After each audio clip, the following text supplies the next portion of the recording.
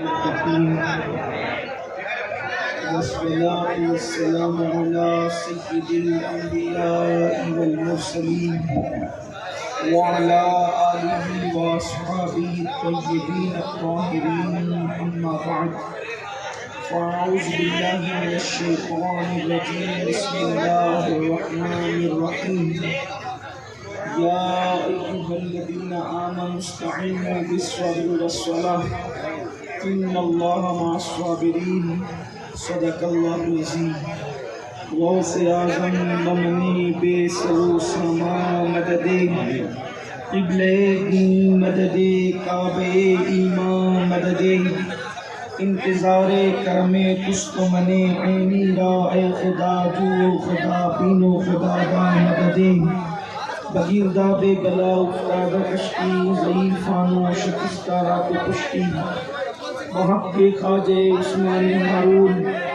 مدد کن یا معین چشتی مدد کن یا معین چشتی مدد کن یا معین چشتی منبر پر رونق افروز ذوی الاحترام ذوی الاحتشام باصفا علماء کرام حاضرین محفل پردہ نشین ماں اور بہنوں السلام علیکم ورحمۃ اللہ وبرکاتہ۔ وعلیکم السلام ورحمۃ اللہ وبرکاتہ۔ انتہائی احترام و عقیدت کے ساتھ اپنے اور ساری کائنات کی مرکزی عقیدت انیس بے کساں چارہ سازے درد مندہ ہم غریبوں کے غم گسار ہم فقیروں کی ثروت شہر یار ارم تاجدار حرم نوبہار شفاعت شب اسرا کے دولہا نوشے بزم جنت دانائے سبل مولائے کل ختم الرسل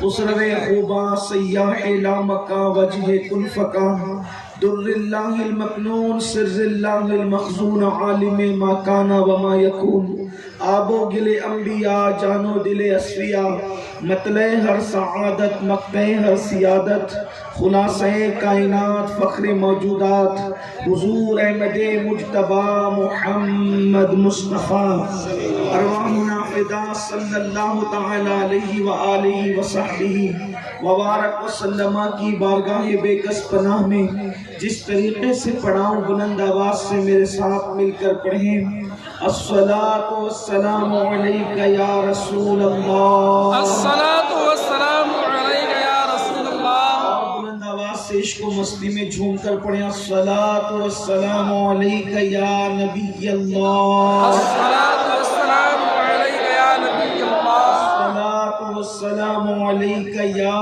حبیب اللہ، الصلاۃ والسلام علیک یا حبیب اللہ، وعلی آلک واصحابک یا نور اللہ، وعلی آلک واصحابک یا نور صلی اللہ، اللہ تعالی علیہ وسلم۔ صلی اللہ تعالی علیہ وسلم۔ پھر کے گلی گلی تباہ ٹھوکریں سب کی کھائیں کیوں، پھر کے گلی گلی تباہ ٹھوکریں سب کی کھائیں کیوں، دل کو جو عقل دے خدا تیری گلی سے جائیں کیوں، رخصت قافلہ کا شور گش سے ہمیں اٹھائے کیوں، رخصت قافلہ کا شور گش سے ہمیں اٹھائے کیوں، سوتے ہیں ان کے سائے میں کوئی ہمیں جگائے کیوں، جان عشق مصطفیٰ روز فضو کرے خدا، جان عشق مصطفیٰ روز فضو کرے خدا،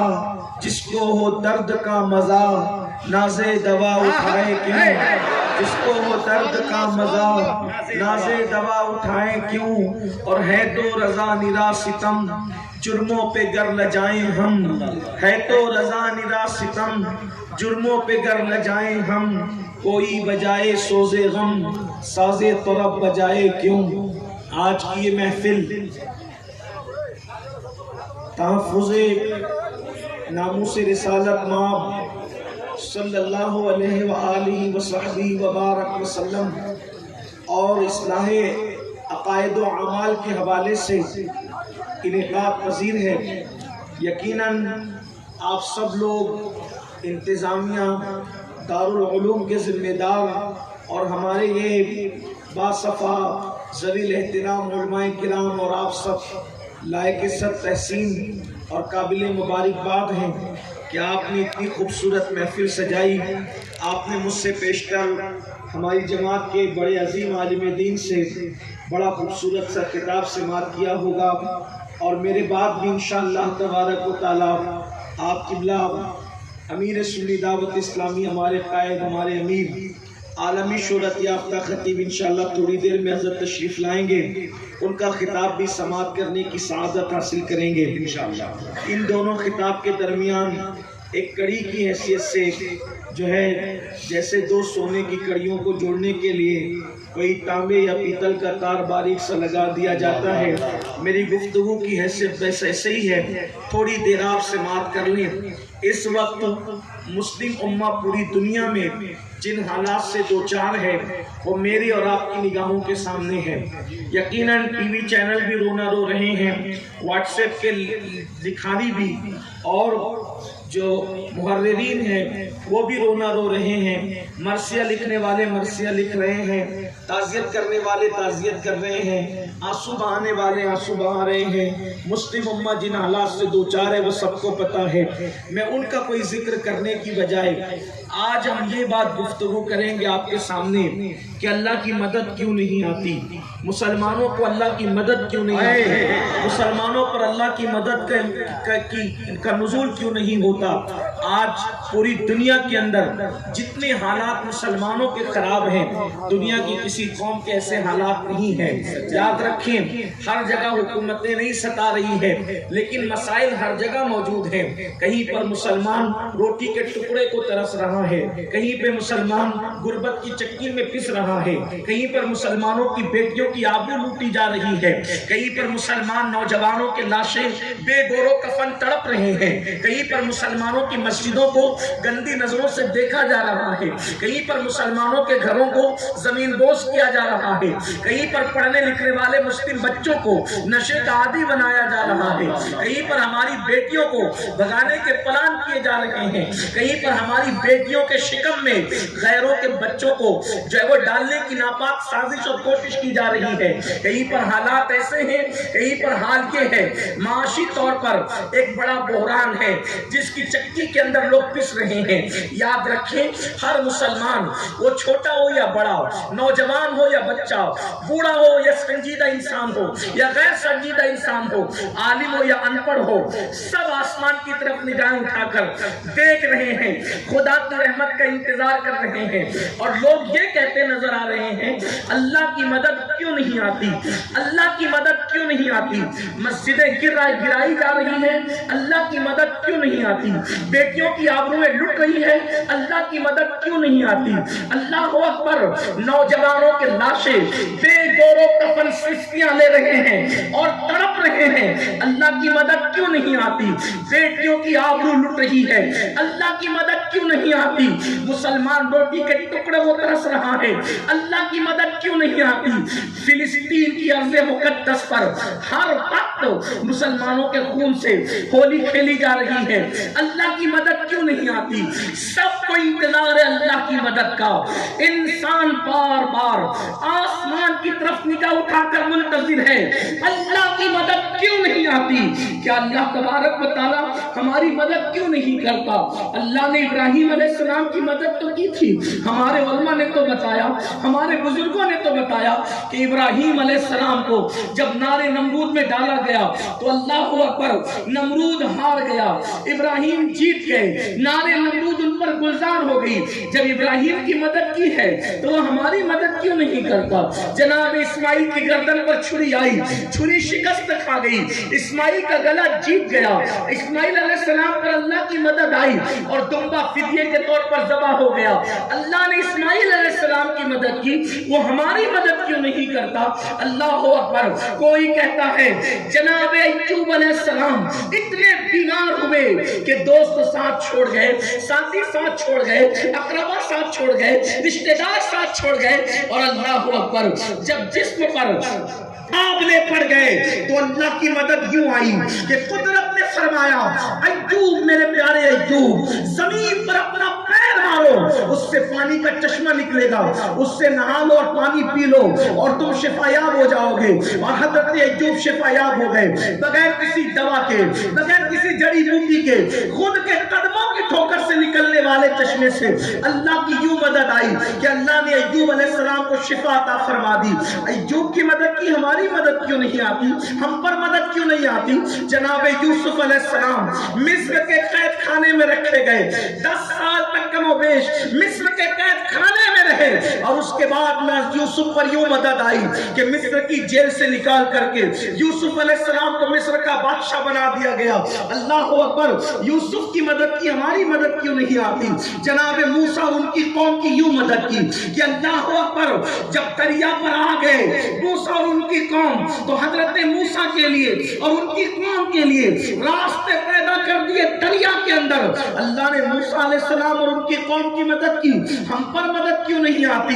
یاد رکھنا، ایسے ماحول میں کچھ نوجوان یہ بھی کہتے ہوئے نظر آ رہے ہیں یا اس طریقے کی باتیں ہو رہی ہیں، کیا یہ مدد کے واقعات کوئی گڑے ہوئے کسی خطیب کے قصے تو نہیں، یہ واعظین کی کہانیاں تو نہیں کہ انہوں نے ہمیں تھپکیاں دی ہیں کہ اللہ مدد کرتا ہے، اللہ مدد کرتا ہے؟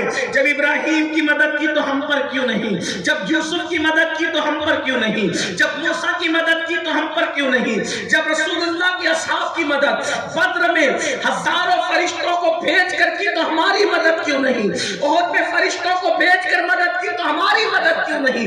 حنین میں مدد نازل کی، ہماری مدد کیوں نہیں؟ اس طریقے سے انسان سوچتا ہے۔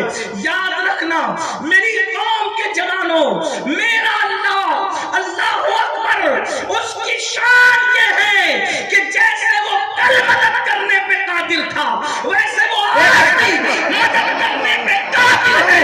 ہم کسی لنگڑے، لولے، اندھے، بہرے، مٹی اور پتھر کے خدا کی عبادت نہیں کرتے، ہم اس خدا کی عبادت کرتے ہیں جس کے بندے کی طاقت یہ ہے کہ وہ اشارہ کر دے تو چاند ٹکڑے ہو جائے۔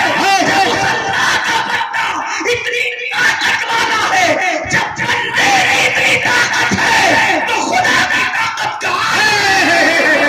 نعرہ تکبیر، نعرہ رسالت، علامہ سید امین القادری صاحب قبلہ۔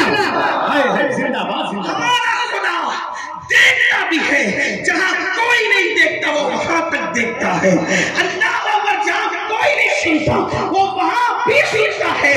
اب تک یہ ساری چیزیں اس کے سامنے ایک ہیں، وہ ہمیشہ سے ہے، ہمیشہ سے۔ اللہ اکبر، اور اس کے دیکھنے، سننے، اس کی قدرت، اس کی طاقت، اس کی سماعت، اس کی بصارت، اس کے ارادے، اس کی کوئی حد متعین نہیں ہے۔ جیسے وہ کل مدد کر سکتا تھا وہ آج بھی مدد کر سکتا ہے، جیسے وہ کل امداد نازل کر سکتا تھا وہ آج بھی امداد نازل کرتا ہے اور کر سکتا ہے۔ لیکن اللہ کی مدد یوں ہی نہیں آتی۔ اب ذرا غور سے سننا، بہت توجہ سے سننا، ناموس رسالت کے تحفظ کے نام پر ہزاروں کی تعداد میں جمع ہونے والوں، میری قوم کے مقدس شہزادوں، اپنا آرام چھوڑ کر، اپنے نرم بستروں کو چھوڑ کر، اپنے کاروبار کو چھوڑ کر، اس موسم میں، بارش کے موسم میں اگر آدھی رات کے بعد بھی یہاں بیٹھے ہو عشق مصطفیٰ میں، تو آج میرے دل کا درد، میں کوئی خطاب یا تقریر کرنے نہیں بلکہ اپنے دل کا درد تمہارے دل کی دہلیز پر انڈیلنے کے لیے آیا ہوں۔ بہت غور سے سننا، اللہ مدد آج بھی کر سکتا ہے۔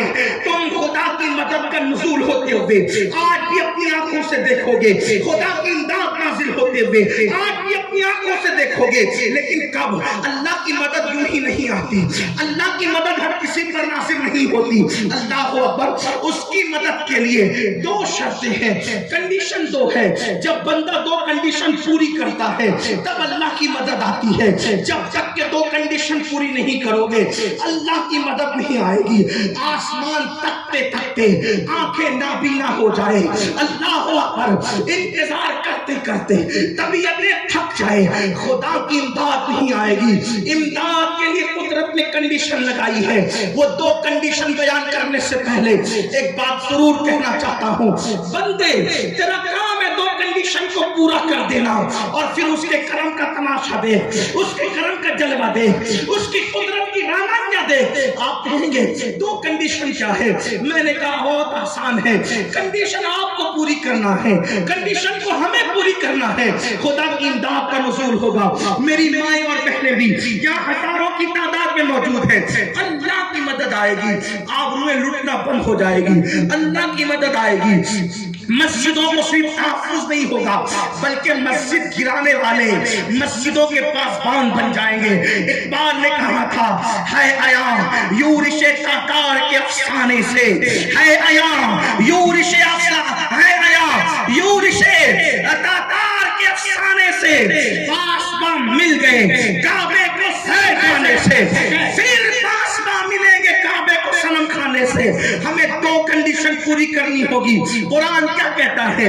وہ 2 کنڈیشن کیا ہے؟ قرآن پہلی کنڈیشن یوں لگاتا ہے یا ایھا الذین آمنوا استعینوا، اے ایمان والو اللہ کی مدد طلب کرو، اے ایمان والو اللہ کی مدد طلب کرو۔ مدد طلب کرو، کیسے مدد آئے گی؟ بالصبر والصلاۃ، صبر کے ذریعے سے اور نماز کے ذریعے سے۔ یعنی کہ اگر تم صبر کرنے والے بن جاؤ اور اگر تم نمازی بن جاؤ، یہ 2 کنڈیشن تم کو پوری کرنا ہے۔ تم صبر والے بنو اور تم نمازی بنو، 2 کنڈیشن تمہیں پوری کرنا ہے۔ تم فرشتوں کی امداد کا انتظار کر رہے ہو، وہ فرماتا ہے ان اللہ مع الصابرین، میں خود تمہارے ساتھ ہو جاؤں گا۔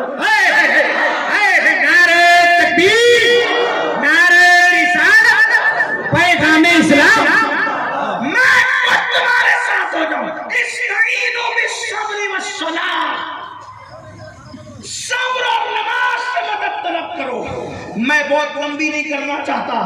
صبر کسے کہتے ہیں؟ لوگ یہ سمجھتے ہیں کہ باپ کی میت پر رونے سے رک جانا یہی صبر ہے، پیسے گم ہو جانے پر جو ہے وہ آنسو نہ بہانا یہ صبر ہے۔ نہیں، صبر کا جامع مفہوم یہ ہے کہ اللہ نے جس چیز سے تم کو روک دیا، اللہ نے جس چیز سے تم کو منع کر دیا، اس سے رک جاؤ، تم صابر ہو جاؤ گے۔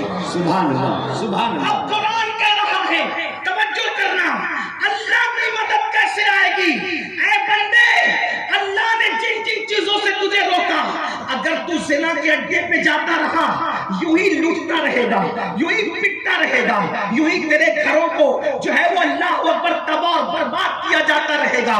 زنا کے اڈوں پہ جاتے رہو گے، اللہ کی مدد نہیں آئے گی۔ کانوں میں ایئر فون لگا کر گانے سنو گے، اللہ کی مدد نہیں آئے گی۔ عورتوں پر پاپ کی نظریں ڈالو گے، اللہ کی مدد نہیں آئے گی۔ اپنی نظروں کو بے باک اور آوارہ کرو گے، اللہ کی مدد نہیں آئے گی۔ شراب کے دھندے کرو گے، اللہ کی مدد نہیں آئے گی۔ اسی منی کے چکر میں موبائل پر جوا کھیلو گے، اللہ کی مدد نہیں آئے گی۔ لاٹریاں کھیلو گے، اللہ کی مدد نہیں آئے گی۔ کسی کا خون کرو گے، اللہ کی مدد نہیں آئے گی۔ کسی کا قتل عام کرو گے، اللہ کی مدد نہیں آئے گی۔ پڑوسی کو ستاتے رہو گے، اللہ کی مدد نہیں آئے گی۔ ماں باپ کی بد دعا لیتے رہو گے، اللہ کی مدد نہیں آئے گی۔ علماء کی غیبتیں کرتے رہو گے، اللہ کی مدد نہیں آئے گی۔ قرآن سے تعلق توڑ رکھو گے، اللہ کی مدد نہیں آئے گی۔ حرام کھاتے رہو گے، اللہ کی مدد نہیں آئے گی۔ تمہارے گھر کی عورتیں بے پردہ گھومتی رہے گی، اللہ کی مدد نہیں آئے گی۔ اللہ کی مدد تو اس پر آئے گی جو اللہ کے منع کرنا کاموں سے رک جائے گا، یعنی جو گناہوں سے باز رہا، اللہ کی مدد اس پر آئے گی۔ اور صرف گناہ سے رکنے سے کام نہیں چلے گا، بالصبر والصلاۃ، گناہ سے رک کر کے مسجدوں کو آباد کرنے والا بن جا، پھر دیکھ خدا کی مدد کا نزول سے۔ زندہ باد، زندہ باد۔ ہم اللہ کی مدد کے طالب تو ہیں، آج ہم اللہ کی مدد کے طالب تو ہیں، لیکن کتنے وہ جوان ہیں جن کے موبائل گندی فلموں سے خالی ہے۔ ناموس رسالت کو تحفظ دینا چاہتے ہو؟ جتنا رسول اللہ کا دل قبر انور میں ہم دکھاتے ہیں، اتنا وہ ٹی وی پر بیٹھ کر کے گالی دینے والے کتے نہیں دکھاتے۔ ان کے جملوں سے حضور کو جو دل نہیں پوچھتا، اتنا ہمارے عمل سے پوچھتا ہے۔ کیوں؟ اگر پڑوسی کا بچہ گالی دے کے بھاگ جائے تو انسان کو اتنا دل نہیں دکھتا، لیکن خود کا بچہ نافرمان ہو جائے پھر باپ کا جینا دوبر ہو جاتا ہے۔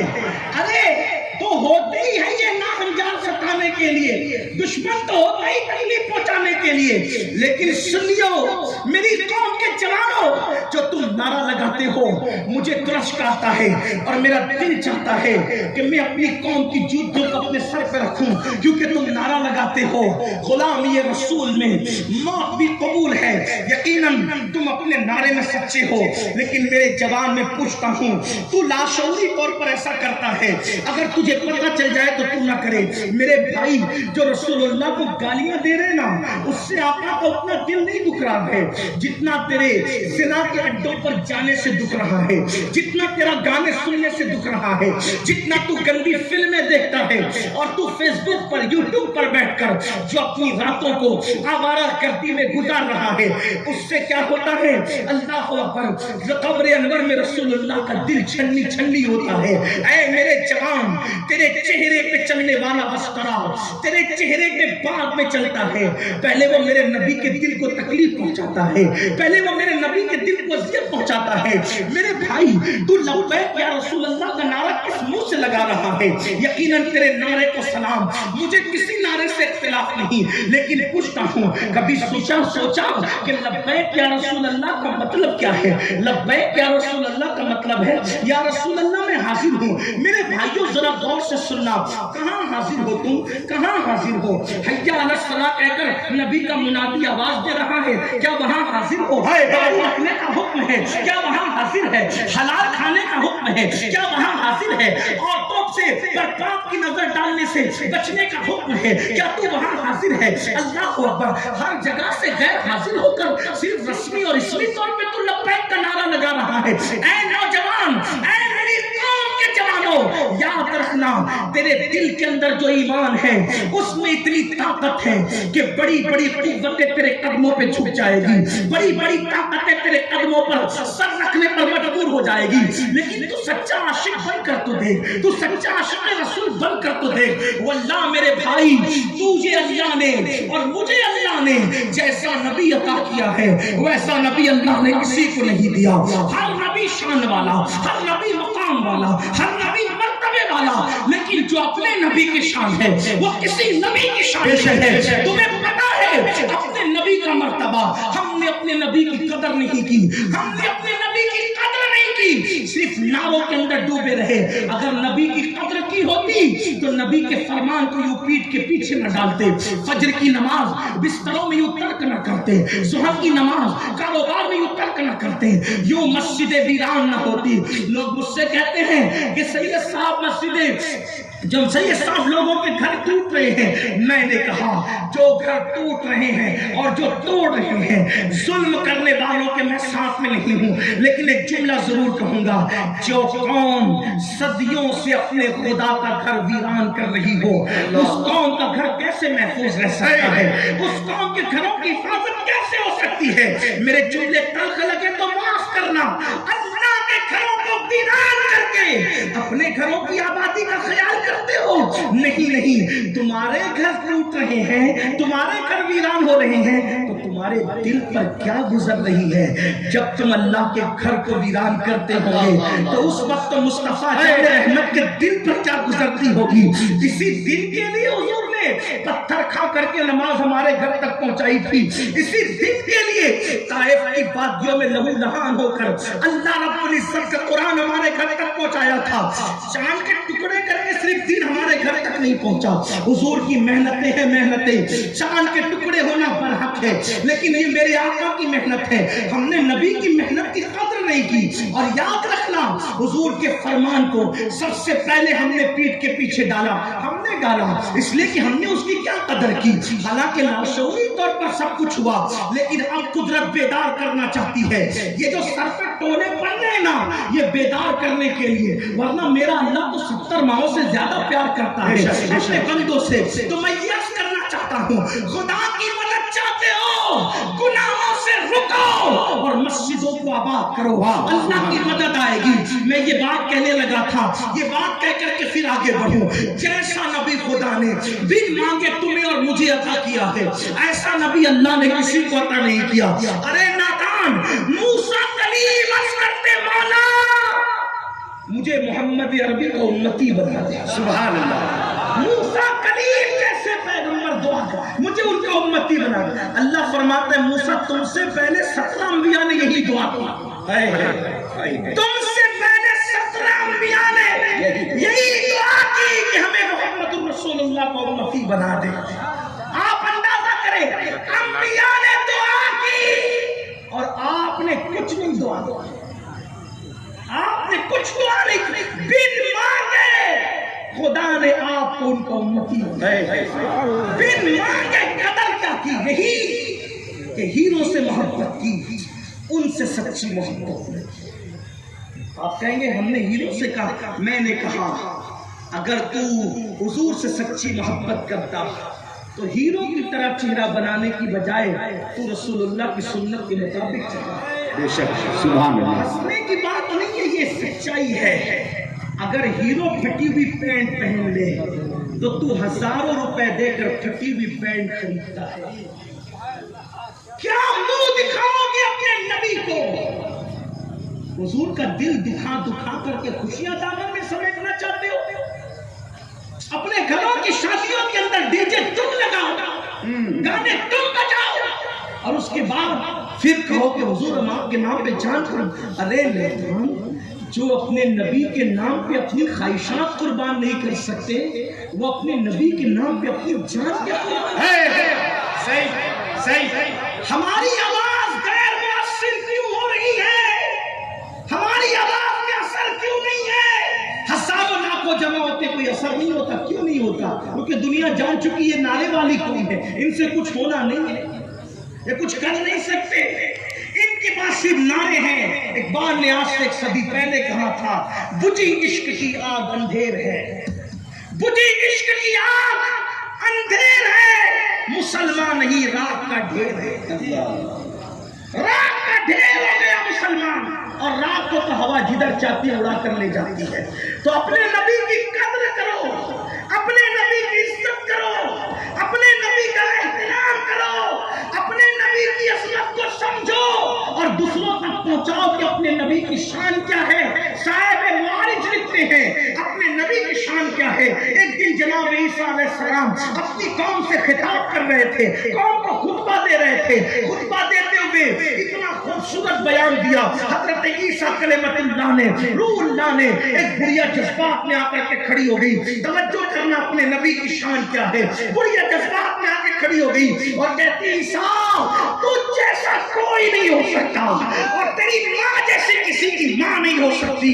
جب بڑھیا نے جذبات میں یہ کہا, ماننے والوں کے اپنے جذبات ہوتے ہیں, یہ کہا تو عیسیٰ علیہ السلام کی آنکھوں میں آنسو آ گئے. کون عیسیٰ جو بن باپ کے جبریل کے دم سے پیدا ہوئے وہ عیسیٰ؟ کون عیسیٰ جو آج آسمانوں پر موجود ہے وہ عیسیٰ؟ کون عیسیٰ جو کماری پتول سے پیدا ہوئے وہ عیسیٰ؟ کون عیسیٰ جو کسی اندھے کی آنکھ پہ ہاتھ رکھ دے تو اسے آنکھ مل جائے وہ عیسیٰ؟ کون عیسیٰ جو مٹی کی مورت پہ پھونک مار دے تو وہ زندہ ہو جائے وہ عیسیٰ؟ عیسیٰ جو کلمت اللہ ہے, جو روح اللہ ہے, وہ عیسیٰ علیہ السلام سے بڑھیا کہتی ہے تجھ جیسا کوئی نہیں ہو سکتا اور تیری ماں جیسی کسی کی ماں نہیں ہو سکتی. تو عیسیٰ علیہ السلام رو کے کہتے بڑی بھی تو میری امت میں ہے, یہ تو کہتے میں اچھا ہوں مگر یہ مت کہہ کہ مجھ جیسا کوئی نہیں ہو سکتا, واللہ میرے بعد ایک آنے والا ہے, زمین پر اس کو محمد کہیں گے, آسمانوں پر اس کو احمد کہیں گے, وہ مجھ سے بھی اور ہم سے اچھا ہے اور میری ماں سے بہتر اس کی ماں ہونے کے اعتبار سے ہے کہ کسی نے عیسیٰ کو جنم دیا, کوئی محبوب خدا کو جنم دیا. اور میں عیسیٰ یہ تمنا کرتا ہوں کہ مجھے زندگی میں صرف ایک بار محمد جو جوتیاں نالین پہنتے ہیں اس کا تسمہ باندھنے کا موقع ملے. نعرہ تکبیر.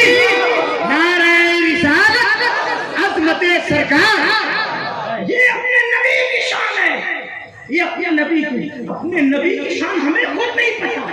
میں تو یہ شرمندہ ہوں اس پر کہ ہم ناموس رسالت کو تحفظ کریں گے جس کو رسول اللہ کی 11 بیویوں کا نام نہیں پتا, جس کو نبی کی 11 بیویوں کا نام نہیں پتا, وہ نبی کی عزت کو تحفظ دیں گے. جن کو رسول اللہ کے والدین کا نام نہیں پتا, وہ رسول اللہ کی عظمت کو تحفظ دیں گے. ارے تحفظ دینے والے وہ تھے کہ نبی نے کہہ دیا بلال بلا کر لاؤ کہ نبی بلا رہے ہیں, تو پہلی رات کی دلہن چھوڑ کر کے بارگاہ مصطفیٰ میں سر کٹانے کے لیے آ گئے. اللہ اکبر. وہ لوگوں نے تحفظ کیا ناموس مصطفیٰ کو, ناموس رسالت کو. لیکن میں آپ سے مایوس نہیں ہوں, نہیں ہے اقبال مایوس اپنی کشت ویرا سے, ذرا نم ہو تو یہ مٹی بڑی زرخیز ہے ساتھی. ہم مایوس نہیں ہیں لیکن اپنے نبی کی عظمت سمجھو. کیا سمجھتے ہو اپنے نبی کو؟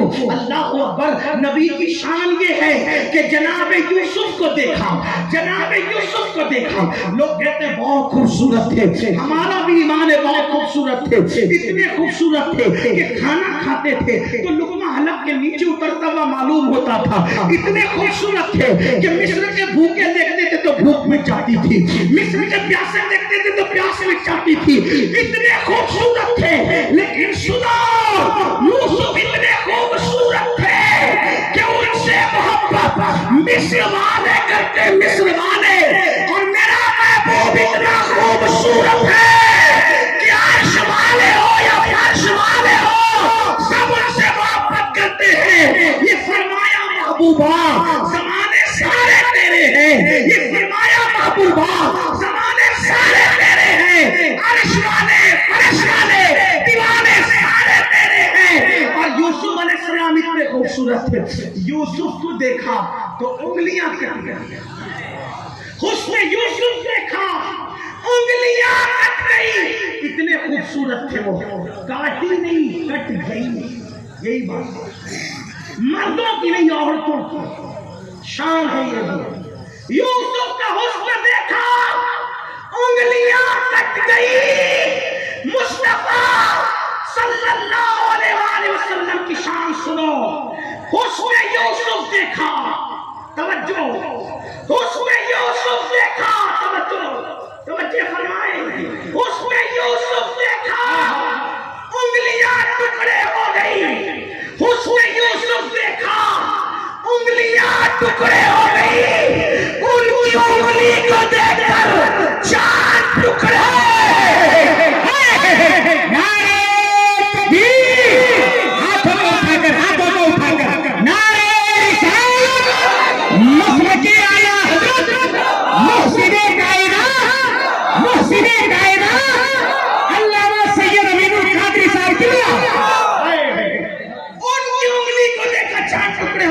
حضرت موسیٰ نے عصا کو دریا میں لگایا تو عصا میں دریا میں راستے پیدا ہو گئے, دریا ٹکڑے ہو گئے.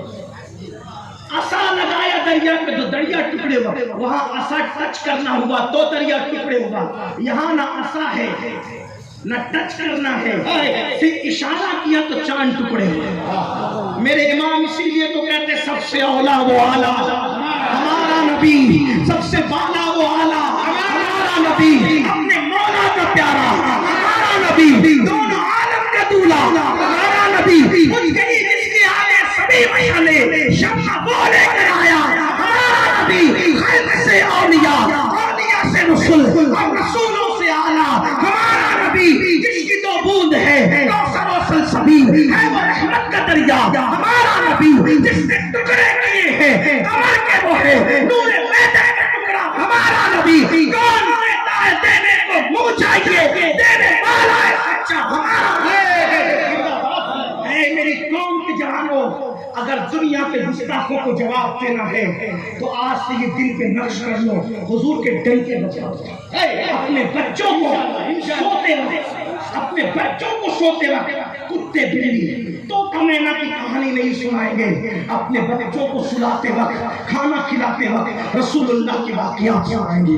حضور کی زلف عنبری کا تذکرہ, کبھی حضور کے پسینے کا ذکر ہے, کبھی حضور کی آنکھوں کا ذکر ہے, کبھی حضور کے رخ بقیہ کا ذکر ہے, کبھی حضور کے پیروں کا ذکر ہے. میرے عزیز, اپنے نبی نبی کی شان ہی نرالی ہے. ہم زمین پہ پیر رکھتے ہیں, توجہ کر رہا ہوں, ہم زمین پہ پیر رکھتے ہیں تو زمین پر نشان پڑتا ہے پیروں کا, لیکن میرے نبی کی شان یہ ہے جب میرے آقا زمین پر اپنے پیر پہ رکھتے تھے تو مٹی پر نبی کے قدم کا نشان نہیں بنتا تھا, مٹی پہ قدم کا نشان نہیں بنتا تھا, لیکن جب پتھروں پہ قدم رکھتے تھے تو پتھروں پر قدم کا نشان بن جایا کرتا تھا. میرے عزیز, آج دنیا میں کوئی کتنا بھی خوبصورت ہو, لے آؤ بڑے سے بڑا خوبصورت, ہم چیلنج کرتے لے آؤ, تمہارے پاس کون حسین جہاں ہے لے آؤ, لیکن جب اس خوبصورت انسان کا پسینہ نکلے گا, کتنا بھی خوبصورت ہوگا تو بدبودار پسینہ نکلے گا. یہی تو ہے نا, بدبودار پسینہ نکلے گا. واللہ میرے نبی کتنے حسن والے تھے کہ ان کا پسینہ خوشبودار ہوا کرتا تھا, اور اللہ اکبر بے ترتیب نبی پاک کا پسینہ کبھی نہیں بہتا تھا, بلکہ صحابہ کہتے ہیں رسول اللہ کا پسینہ پیشانیوں پر, موٹی پیشانی پر موتیوں کی طرح ایسے لگتا تھا جیسے کسی چاندی کی پلیٹ پر کسی نے سونے کی موتیاں ٹاک دی ہو, ایسے لگتا تھا. اور حضور کے پسینے کی شان یہ ہے, اللہ اکبر, میرے امام کہتے ہیں واللہ جو مل جائے میرے گل کا پسینہ,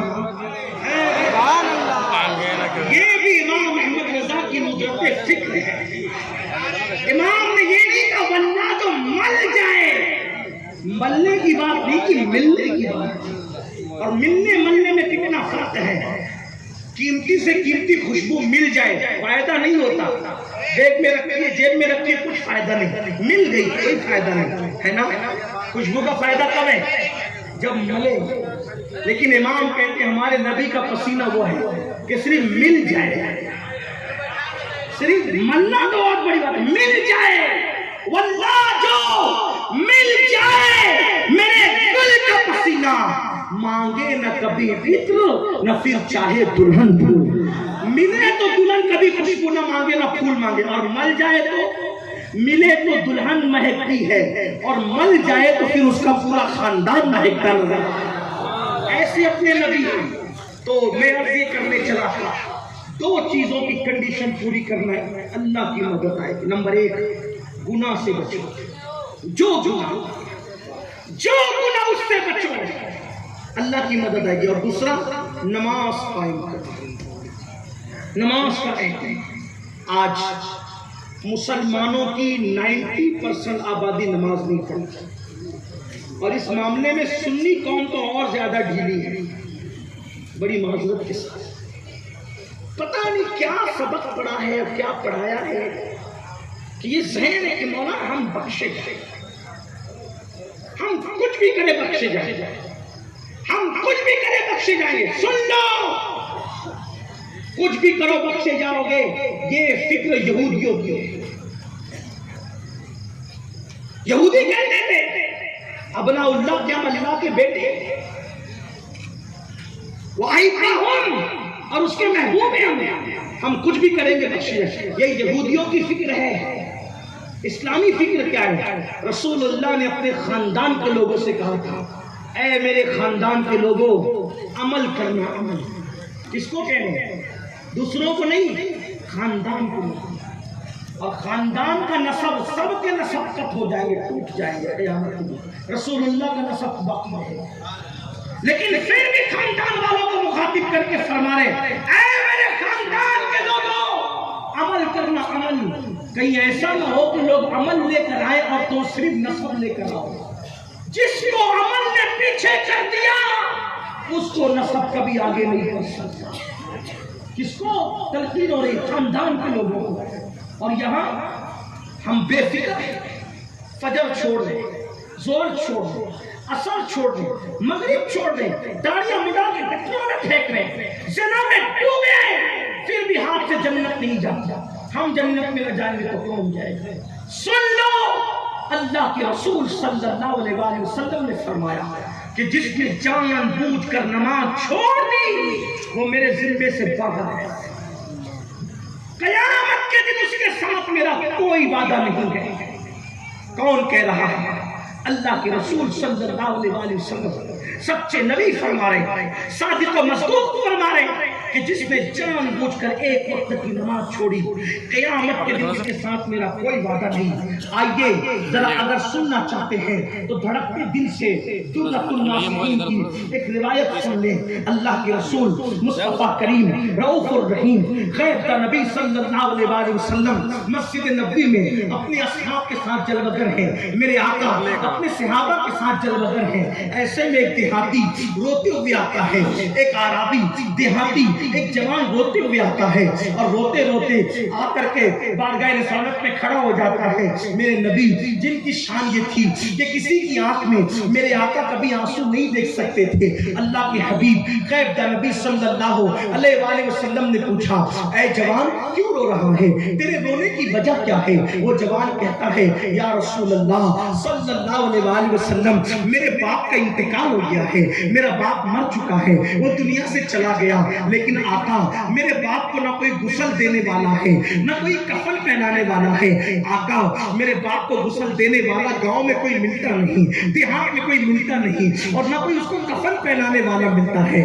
یاد رکھنا جیتے جی جتنے ہوج موج کر لو، ایک دن تو مرنا ہے میرے بھائی۔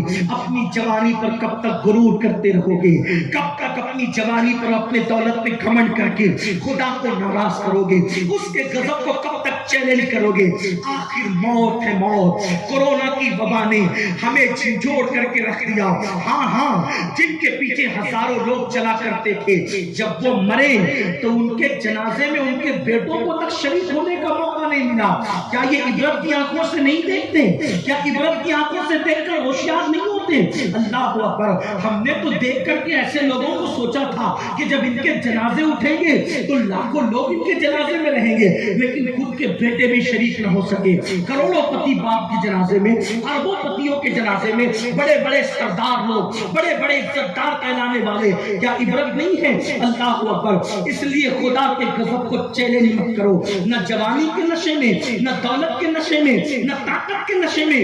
ایک دن موت ہے موت۔ جسم کا رشتہ روح سے جب ٹوٹ جائے گا اس وقت کوئی مدد کے لیے نہیں آئے گا۔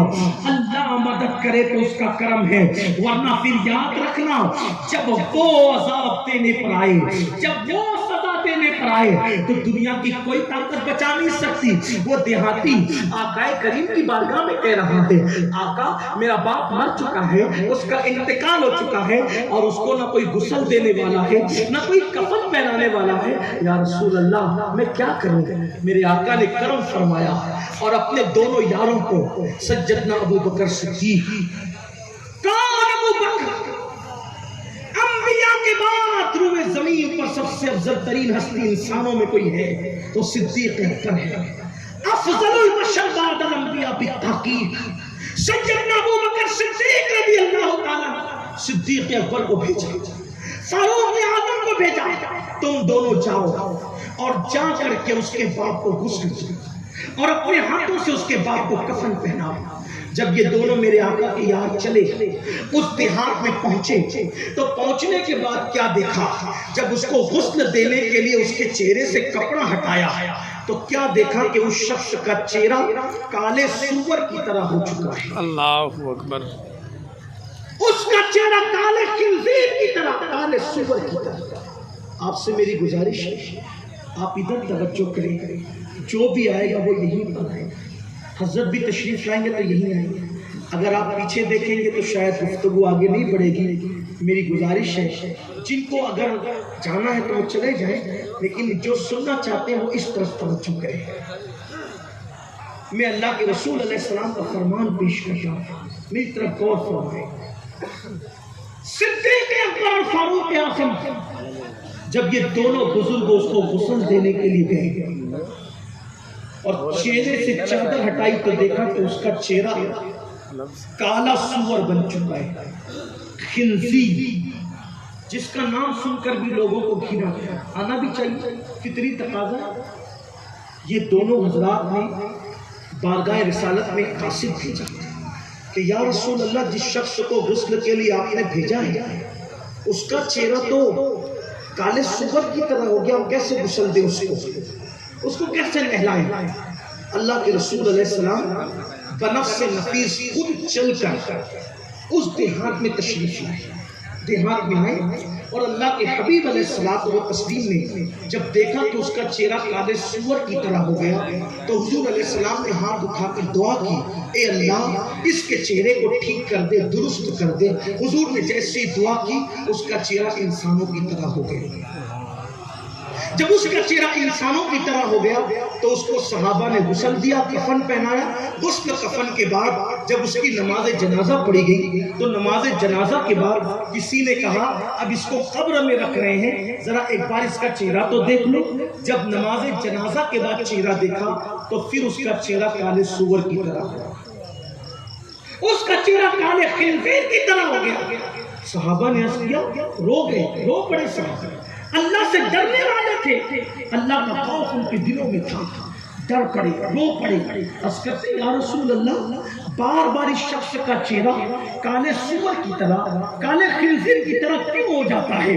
تو اللہ کے حبیب علیہ السلام نے سب کے سامنے اس کے بیٹے کو بلایا اور بیٹے کو بلا کر کے فرمایا تو ہی بتا کہ یہ بار بار تیرے باپ کا چہرہ کالے سور کی طرح کیوں ہو جاتا ہے، کالے خنزیر کی طرح کیوں ہو جاتا ہے، بتا سچ سچ کہ وہ کیا کرتا تھا؟ تو اس کے بیٹے نے روتے ہوئے بتایا یا رسول اللہ وہ نماز کے وقت میں سو جایا کرتا تھا، نماز نہیں پڑھتا تھا، وہ نماز میں کوتاہی کرتا تھا۔ صاحب دولت الناصحین لکھتے ہیں اس وقت میرے آقا نے ارشاد فرمایا، اللہ کے رسول نے فرمایا کہ جو شخص دنیا میں نماز کو ترک کرے گا، جو شخص دنیا میں نماز کو چھوڑے گا، جب وہ قیامت کے دن اٹھے گا تو اس کا چہرہ کالے سور کی طرح ہوگا، کالے خنزیر کی طرح ہوگا۔ اے میری قوم کے جوانوں، اب میں تم سے پوچھتا ہوں، جس رسول کے کہنے پر تم نے اللہ کو ایک مانا، ہم نے اللہ کو ایک مانا، جس رسول کے کہنے پر ہم نے قرآن کو اللہ کی کتاب مانی، جس رسول کے کہنے پر ہم نے جنت کا وجود مانا، جہنم کا وجود مانا، ہم نے قبر کا عذاب مانا، ہم نے قبر کی نعمتیں مانی، سب کچھ تو رسول اللہ کے کہنے پہ مانا۔ اب یہ بات میرے آقا فرما رہے ہیں کہ جو شخص نماز میں کوتاہی کرے گا، جو شخص نماز نہیں پڑھے گا، جب وہ قیامت کے دن اٹھے گا تو اس کا چہرہ کالے سور کی طرح ہوگا۔ تھوڑی دیر ایمان والو اپنے ایمان والے دھڑکتے دل پہ ہاتھ رکھ کر کے سوچو، اگر چہرے پہ پھنسی نکل آئے تو تم کسی محفل میں نہیں جاتے، اگر چہرے پہ پھنسی نکل آئے تو کتنا گھبرا جاتے ہو، کسی کے چہرے پہ سفید داغ آ جائے تو اس کا جینا دوبر ہو جاتا ہے، وہ موت مانگنے لگتا ہے۔ حالانکہ ایسا کرنا نہیں چاہیے، لیکن آپ سے پوچھنا چاہتا ہوں، چہرے پہ پھنسی آ جائے تو اتنا بے چین ہوتے ہو، چہرے پہ سفید داغ آ جائے تو اتنا بے چین ہوتے ہو، چہرے پہ کوئی ایسا عیب آ جائے تو اتنا بے چین ہوتے ہو۔ لڑکیاں اسکول چھوڑ دیتی ہے، ولیمے کی دعوت چھوڑ دیتی ہے، شادی بیاہ میں شریک ہونا لوگ چھوڑ دیتے ہیں، کیوں؟ چہرے پہ پھنسی آ گئی، سفید داغ آ گیا، چہرے پہ ایسا ہو گیا، چہرے پہ ویسا ہو گیا، چہرے پہ سوجن آ گئی۔ نادان، پھنسی آ جائے، سوجن آ جائے، سفید داغ آ جائے تو وہ چہرہ لے کر کسی کے سامنے نہیں جاتا۔ جب نماز چھوڑنے کی وجہ سے، نماز ترک کرنے کی وجہ سے قیامت کے دن تو 2-4 لوگ نہیں ہوں گے، 2-5 ہزار لوگ نہیں ہوں گے، 2-4 لاکھ لوگ نہیں ہوں گے، 2-4 کروڑ لوگ نہیں ہوں گے، بلکہ آدم علیہ السلام سے لے کر آخری پیدا ہونے والے قیامت تک کے انسان سب میدان محشر میں ہوں گے، خدا کا سامنا ہوگا۔ اے میرے بھائی سوچ تو صحیح، جب نماز چھوڑنے کی وجہ سے تیرا چہرہ کالے سور کی طرح ہو چکا ہوگا تو تو اللہ کی بارگاہ میں کیا منہ لے کر کے آئے گا؟ لوگوں کے درمیان کیا منہ لے کر آئے گا؟ کیا دنیا صرف کھانے کمانے کے لیے ہے؟ کیا دنیا صرف عیش و عشرت کے لیے ہے؟ کیا دنیا صرف مال جمع کرنے کے لیے ہے؟ کیا دنیا صرف کھا کر کے سو جانے کے لیے ہے؟ یاد رکھنا، اگر کھانے سونے کا نام زندگی ہے، یہ کام تو کتے بلی بھی کرتے ہیں، کھاتے اور سو جاتے ہیں۔ کیا ہم کتے بلی ہیں؟ بتاؤ، انسان اور کتے بلی میں فرق کیا ہے؟ کتے بلی اپنے لیے جیتے ہیں، انسان کو پیدا کیا گیا اللہ کے لیے، انسان کو پیدا کیا اللہ کی عبادت کے لیے۔ آؤ اپنی آخرت کو تباہ مت کرو، اپنی آخرت کو برباد مت کرو۔ جس نماز کے بارے میں اتنی کوتاہی کر رہے ہو، آؤ ایک اور بات دھڑکتے دل سے سن لو۔ اللہ اکبر، سیدنا صدیق اکبر کے دور میں، سیدنا صدیق اکبر کے دور میں ایک شخص کا انتقال ہوتا ہے، اور انتقال کے بعد صدیق اکبر اس کی نماز جنازہ پڑھاتے ہیں۔ آپ سوچ سکتے ہیں جس کی نماز جنازہ میں صدیق اکبر جیسی ہستی شامل ہوئی ہو، لیکن عبرت کی یہ سب باتیں میرے بھائی عبرت کی باتیں ہیں۔ آج ہم نے جنت जन्नत को इतना सस्ता समझ लिया कि अल्लाह अकबर, हम समझते कुछ भी करे जन्नत तो मिलना है। बाज लोग तो इतने बेबाक है, ये समझते हैं और ये कहते भी हैं हम जन्नत में नहीं जाएंगे तो अल्लाह की जन्नत सुनी सुनी नजर आएगी।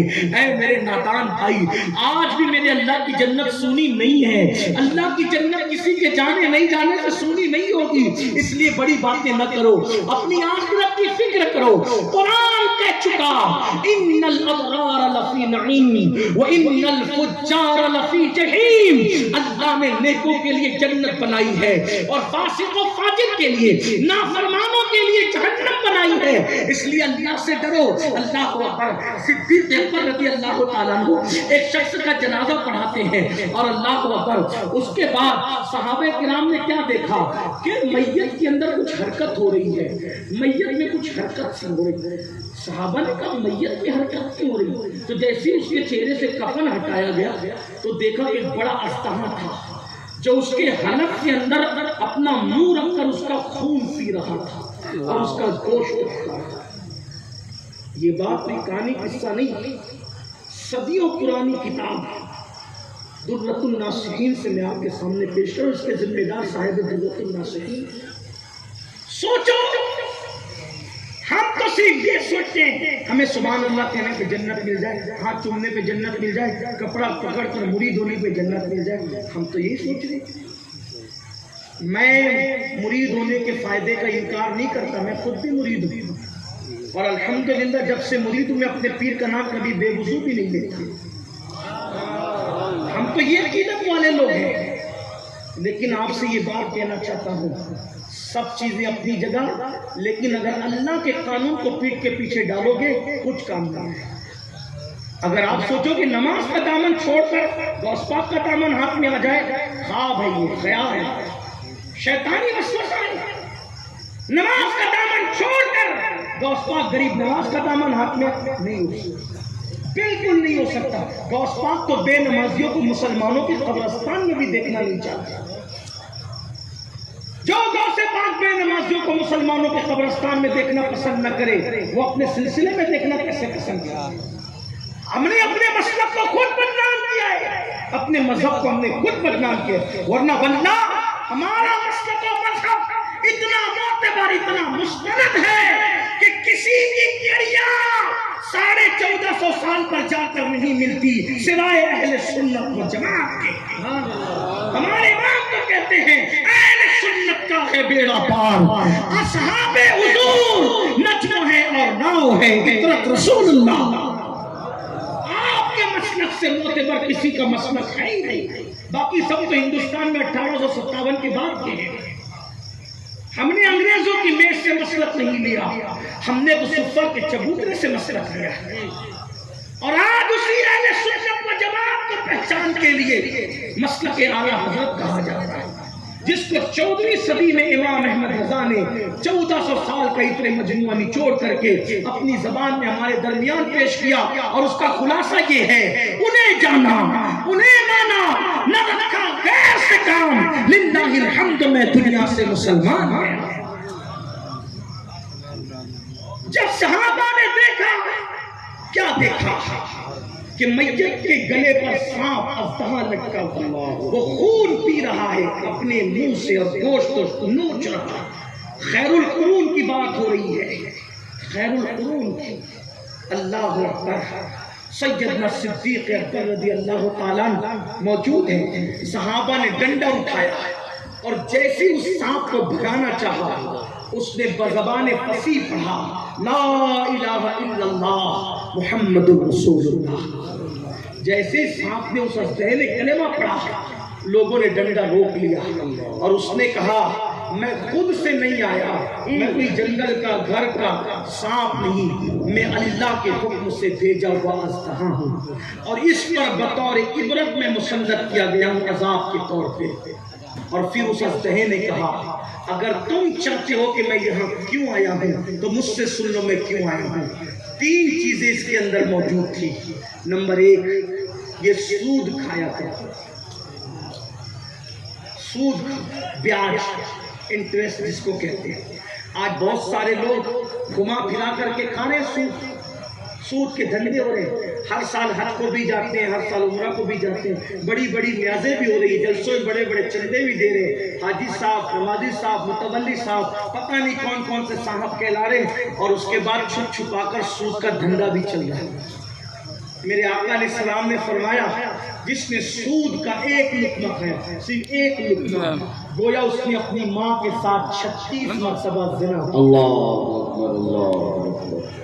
بلکہ یہاں تک فرمایا گیا، علامہ شعیب حریفی رحمۃ اللہ تعالی علیہ لکھتے ہیں کہ سود جو چھپ چھپا کر دھندا کرتا ہے، شب قدر میں بھی اللہ اس کی قبر پر عذاب نہ دے۔ اللہ اکبر۔ اٹھا کر کتابیں دیکھیں، شب قدر میں بھی اس کی قبر پر عذاب ہوتا ہوا دیکھا گیا جو چھپ چھپا کر سود کے دھندے کرتے۔ اللہ کے عذاب سے اللہ کی پناہ مانگو، تڑپ جاؤ، کوئی بچانے والا نہیں۔ ہمارا جسم نازک سا، کمزور سا جسم اللہ کے عذاب کو برداشت کرنے کی طاقت نہیں رکھتا۔ ہمارے جسم میں اتنی قوت نہیں کہ عذاب ہم اللہ کو اٹھا سکے۔ ایک ہی ہستی ہے جس کو اللہ تعالیٰ نے یہ اذن دیا کہ وہ جس کو چاہے جنت میں لے جائے، لیکن اسی رسول اعظم نے فرمایا جس نے جان بوجھ کے نماز چھوڑی وہ میرے ذمے سے باہر ہے، اس کے ساتھ قیامت کے دن میرا کوئی وعدہ نہیں۔ وہ اللہ کے دامن کرم سے باہر، ردائے رحمت سے باہر ہے۔ ہم کیوں نہیں اللہ سے ڈرتے؟ اللہ کی مدد کے طالب ہیں، اور جس چیز کی وجہ سے مدد کا نزول ہوتا ہے ہم اس سے کوسوں دور ہیں۔ تو اس ازدہے نے کہا میں جو اس کا خون پی رہا ہوں اور جو گوشت کھا رہا ہوں یوں ہی نہیں آیا، بلکہ اس لیے آیا کہ مجھے اللہ نے بھیجا، اور یہ اس کے جو 3 گناہ تھے، نمبر 1 یہ سود کھاتا تھا، نمبر 2 یہ رشتے داری کو توڑتا تھا، رشتے نبھاتا نہیں تھا۔ جیسے آج کل چھوٹی چھوٹی بات پر سگے بھائی کو کہہ دیا جائے تیرا مجھ سے کوئی رشتہ نہیں، بہنوں کہہ دیا جائے تمہارا میرا کوئی رشتہ نہیں۔ کچھ لوگ تو ماں باپ کو چھوڑ کر نکل جاتے ہیں، تھوڑی سی دولت آ گئی، تھوڑا سا مال آ گیا، تھوڑی سی ترقی دولت کے کیا ہو گئی، لوگ ماں باپ کو بھول جاتے ہیں۔ بلکہ اگر بمبئی چلے گئے، کلکتہ چلے گئے، دلی چلے گئے، دبئی چلے گئے، سعودی چلے گئے، تو یہاں بوڑھے ماں باپ ترستے رہتے ہیں کہ میرے بیٹے کا فون تو آ جائے، لیکن سب جگہ بیٹے کا فون جاتا ہے، ماں باپ کو فون نہیں آتا۔ دوستوں کو تب خیر خیریت پوچھی جاتی ہے، ماں باپ کو نہیں۔ وہ اژدہا کہہ رہا ہے کہ اس کا خون میں اس لیے پی کر کے تمہیں عبرت کی بات بتا رہا ہوں، اس کا گوشت میں اس لیے نوچ رہا ہوں کہ یہ ایک تو سود کھاتا تھا، دوسرا یہ رشتوں کو کاٹتا تھا۔ اللہ نے رشتے کاٹنے کے لیے نہیں بلکہ جوڑنے کے لیے بنائے۔ اللہ کے رسول صلی اللہ علیہ وسلم فرماتے ہیں جیسے تمہارے گھروں میں جھومر لٹکتے ہیں ویسے اللہ کے عرش کے نیچے رشتے لٹکتے ہیں، اور وہ رشتے اللہ کی بارگاہ میں دعا کرتے ہیں اے اللہ جو ہمیں جوڑے تو اس کو اپنی رحمت سے جوڑ دے، اور جو ہمیں توڑے تو اس کو اپنی رحمت سے دور فرما دے۔ میرے آقا علیہ السلام کے فرمان کا مفہوم ہے جیسے وسطرہ انسان کے بالوں کو موڑ دیتا ہے ویسے رشتوں کو توڑ دینا انسان کے ایمان کو موڑ دیتا ہے۔ یاد رکھنا اسلام صرف تسبیح مصلی کا نام نہیں ہے بلکہ اسلام تو یہ بھی بات کرتا ہے رشتے نبھاؤ، رشتے داریاں نبھاؤ، اس پہ سلوک کرو۔ میرے آقا علیہ السلام فرماتے ہیں جو چاہتا ہے کہ اللہ اس کی عمر میں اضافہ کرے وہ اپنے رشتے داروں کے ساتھ اچھا سلوک کرے۔ آقا فرماتے ہیں جو چاہتا ہے کہ اس کے مال میں برکت ہو، آقا فرماتے ہیں کہ جو اپنے ماں باپ کے لیے مغفرت کی دعا کرتا ہے اللہ اس کے مال میں اضافہ کرتا ہے۔ اللہ اکبر۔ آج رشتے بھی توڑے جا رہے ہیں، رشتوں کا کوئی خیال نہیں کیا جاتا، بلکہ میرے آقا علیہ السلام تو یہاں تک فرماتے ہیں کہ جو 3 دن تک اپنے رشتے داروں سے بات بند کر دے نہ اس کے سجدے اس کے سر کے اوپر جاتے ہیں، نہ اس کی نمازیں سر کے اوپر جاتی ہے، نہ اس کی دعائیں سر کے اوپر جاتی ہے، تو وہ ازدہا کہنے لگا نمبر 1 یہ سود کھاتا تھا، نمبر 2 یہ رشتوں کو توڑتا تھا، اور نمبر 3 یہ نماز کی پابندی نہیں کرتا تھا، یہ نماز نہیں پڑھتا تھا، اس لیے اللہ نے مجھے بطور عذاب اس پر مسلط کیا، اور قبر میں جانے سے پہلے اس لیے مسلط کیا گیا ہوں تاکہ تمہیں عبرت ہو جائے کہ بے نمازی کا انجام کیا، سود کھانے والوں کا انجام کیا، رشتوں کو توڑنے والوں کا انجام کیا۔ آئیے حضرت تشریف لا چکے ہیں، حضرت استقبال کھڑے ہو